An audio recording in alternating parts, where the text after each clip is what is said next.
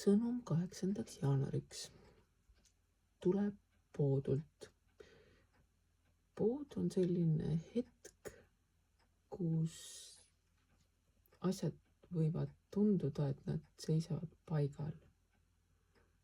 Et midagi nagu peaks muutuma, aga see, mis muutuma peab, see ei ole veel lõppenud. Samas ei ole ka uus veel pihta hakanud. See on selline hetk kahe asja vahel, et vanamoodi enam ei ole, aga uutmoodi ka veel ei ole.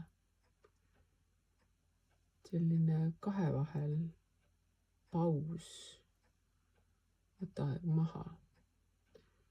Ja teisest küljest on see ka hetk, kus võib-olla oleks vaja asjadele teise pilguga vaadata. Et nii nagu poodugi on pea peale pööratud, vaata maailmale teise pilguga.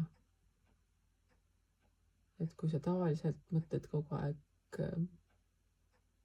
enda silmade läbi, siis proovi korraks asjadele vaadata ka näiteks partneri silmade läbi või tööandja silmade läbi.